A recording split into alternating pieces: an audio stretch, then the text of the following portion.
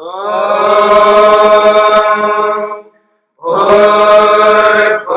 स्वः तत्सवितुर्वरेण्यं भर्गो देवस्य धीमहि धियो यो नः प्रचोदयात्।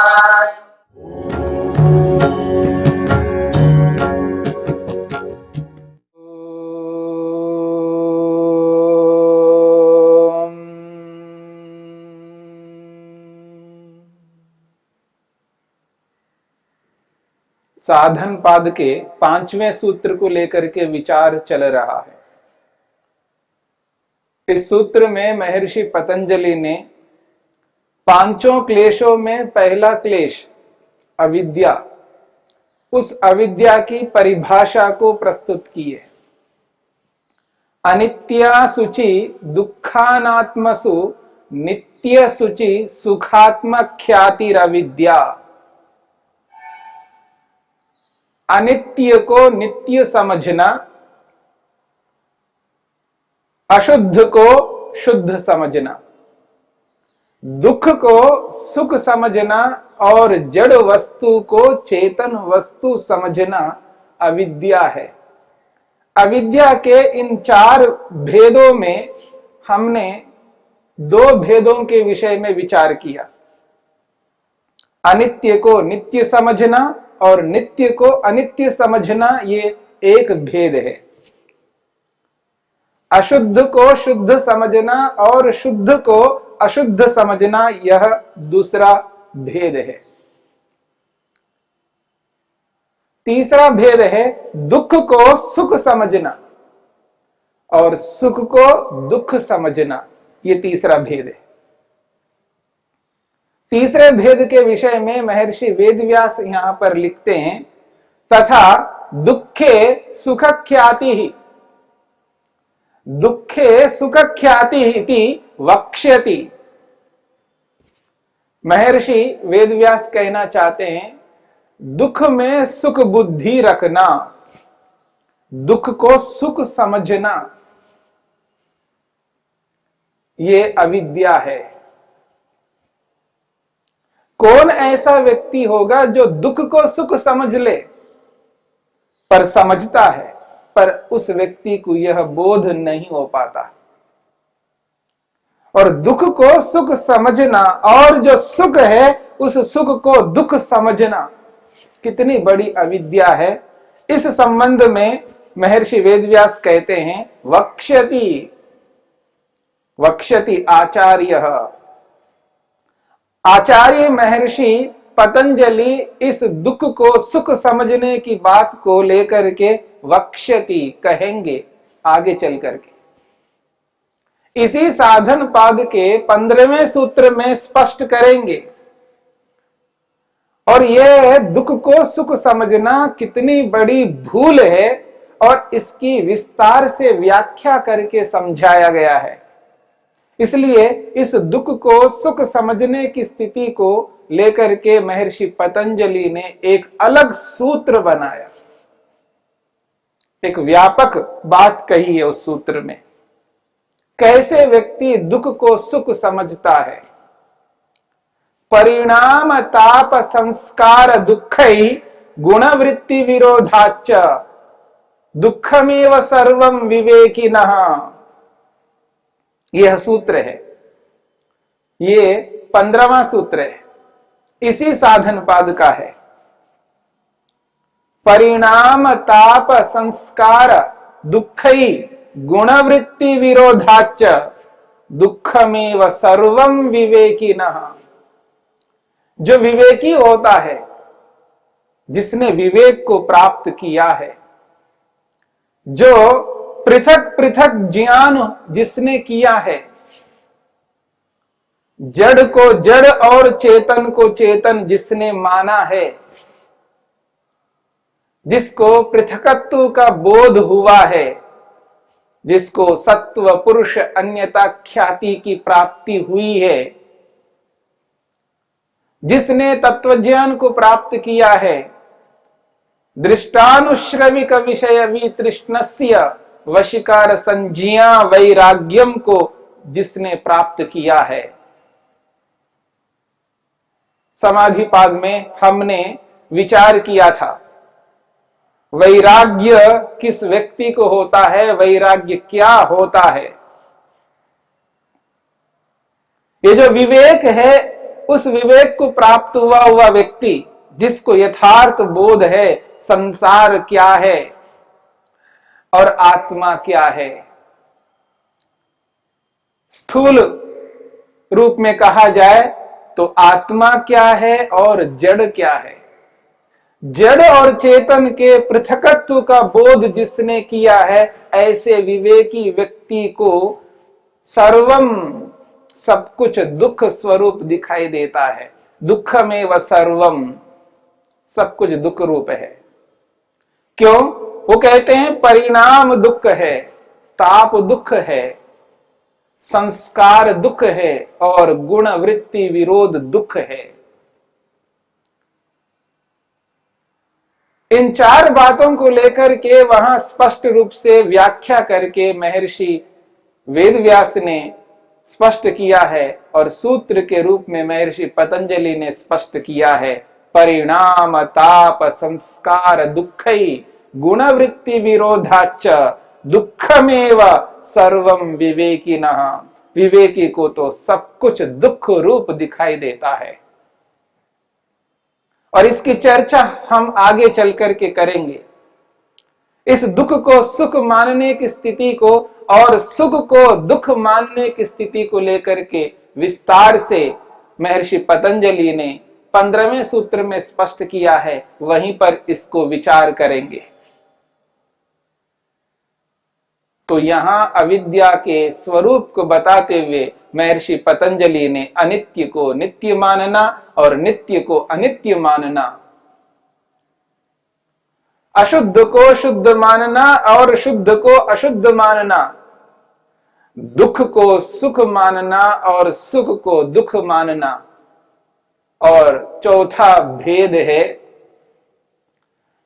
अनात्मा को आत्मा मानना।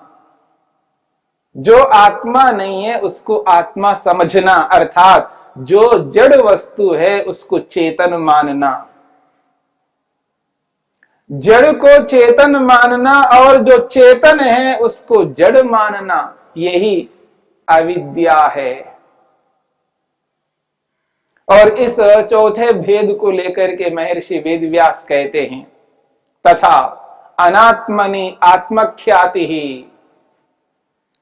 अनात्मनि आत्मख्याति ही, जो आत्मा नहीं है उसको आत्मा समझना, यही अविद्या है। और कैसे समझता है व्यक्ति?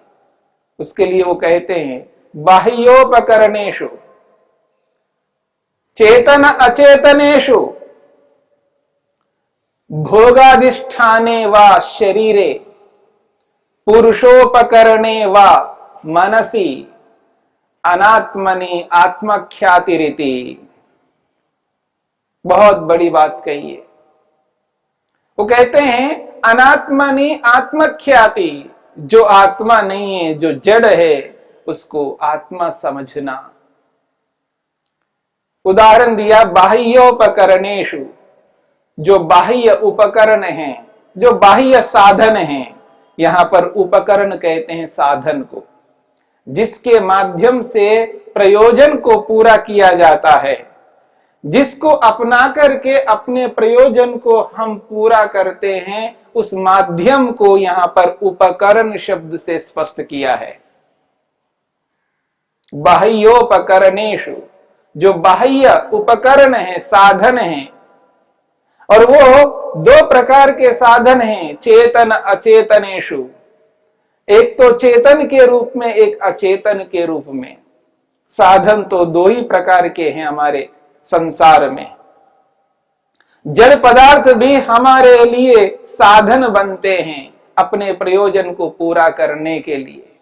जितने भी जड़ पदार्थ हमारे सामने विद्यमान हैं, चाहे वो धन हो, चाहे वो मकान हो, चाहे वो जमीन हो, चाहे वो गाड़ी हो, बहुत सारे साधन हैं। ये सब के सब बाह्य साधन हैं। और इसी प्रकार से जिस प्रकार से मकान हमारे प्रयोजन की सिद्धि में साधन है, गाड़ी हमारे प्रयोजन की सिद्धि में साधन है, सोना चांदी जमीन ये सब साधन है अपने प्रयोजन को पूरा करने के लिए, ठीक इसी प्रकार से जो चेतन है वो भी हमारे प्रयोजन की सिद्धि में साधन बनते हैं। माता पिता ये भी हमारे प्रयोजन को पूरा करने में सहायक है, साधन है। माता पिता पति पत्नी भाई बहन और जो निकट के हमारे संबंधी है वो सब के सब साधन बनते हैं हमारे प्रयोजन की पूर्ति के लिए। इतना ही नहीं, जो हमारे निकट से अलावा जो हमारे समाज में जितने भी लोग होते हैं वो भी हमारे प्रयोजन की पूर्ति में साधन बनते हैं। इतना ही नहीं, जिस मोहल्ले में हम रहते हैं उस मोहल्ले के लोग भी हमारे प्रयोजन की सिद्धि में साधन बनते हैं। और वो मोहल्ला जिस नगर में है, जिस कस्बे में है, जहां पर भी है, वो पूरा का पूरा कस्बा, वो नगर, वो गांव हमारे प्रयोजन की सिद्धि में साधन बनते हैं। इतना ही नहीं, वो गांव, वो नगर, वो कस्बा जिस जिला में है वो पूरा का पूरा जिला हमारे प्रयोजन के लिए कारण बनता है, साधन बनता है। वो जिला जिस प्रांत में है वो पूरा का पूरा प्रांत हमारे प्रयोजन की सिद्धि में साधन बनता है। वो प्रांत ही नहीं है, वो प्रांत जिस देश में जिस राष्ट्र में है वो पूरा का पूरा राष्ट्र में रहने वाले व्यक्ति किसी न किसी रूप में कभी न कभी हमारे प्रयोजन में साधक बनते हैं।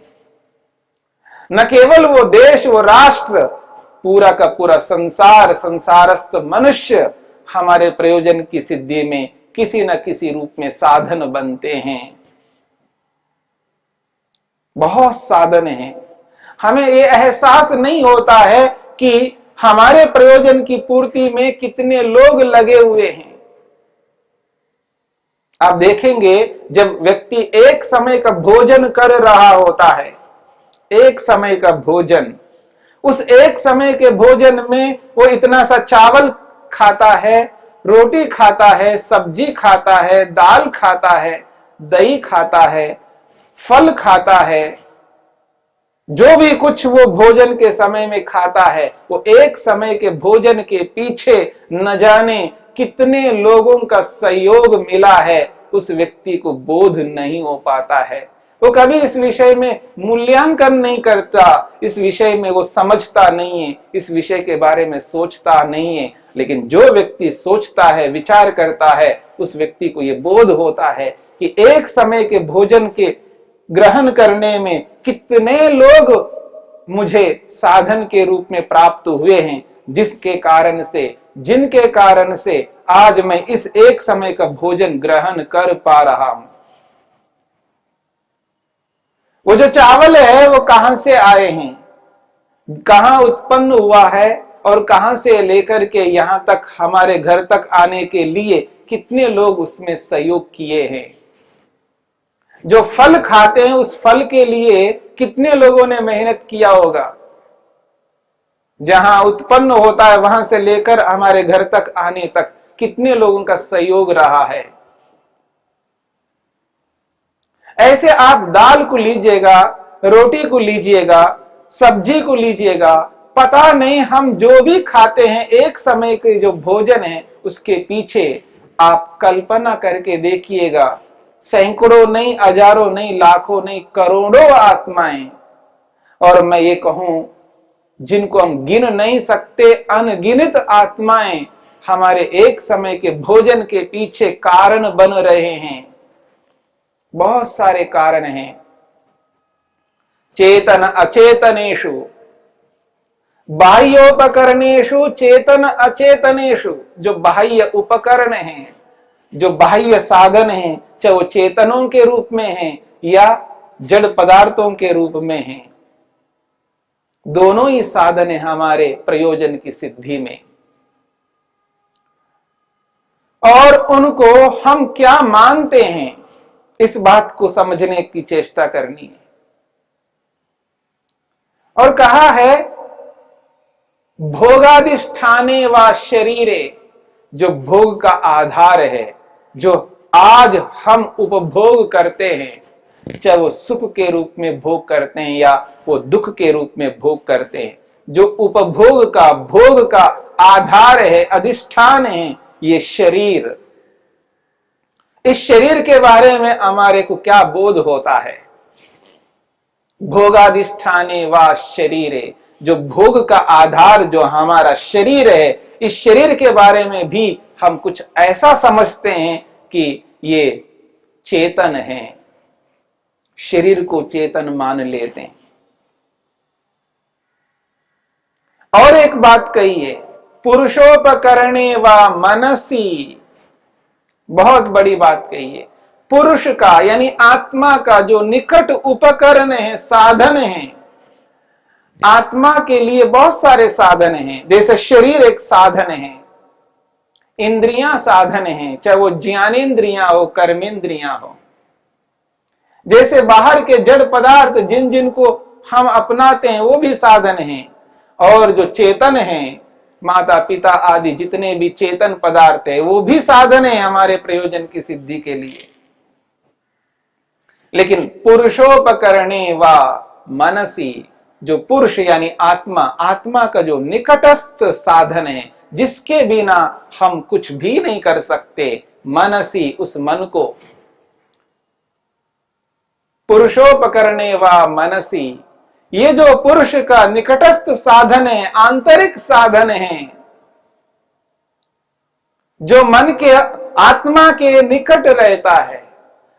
आत्मा मन से दूर कभी नहीं होता, सदा आत्मा मन के साथ में रहता है। यूं कहिए, मन सदा आत्मा के साथ रहता है। उस मन को भी यहां पर माना जा रहा है चेतन। पुरुषोपकरणे व मनसी, यहां पर कहा जा रहा है बाह्य जो उपकरण है, चाहे वो चेतन है अचेतन है। अचेतन जड़ तो साक्षात है, पर जो चेतन है, चेतनों में जो आत्मा है उसको नहीं लिया जा रहा है। उन चेतनों के जो शरीर है उनको लिया जा रहा है, उनको आत्मा माना जा रहा है, उन शरीरों को आत्मा माना जा रहा है। और जो हमारा ये भोग का आधार रूपी शरीर है, इस शरीर को भी आत्मा माना जा रहा है। और जो मन है, जो आत्मा का निकटस्थ साधन है, उस मन को भी आत्मा माना जा रहा है। अनात्मनि आत्मख्याति, ये जो अनात्मा है, इस अनात्मा को आत्मा माना जा रहा है। यही अविद्या है। इस अविद्या की व्यापकता को समझना है।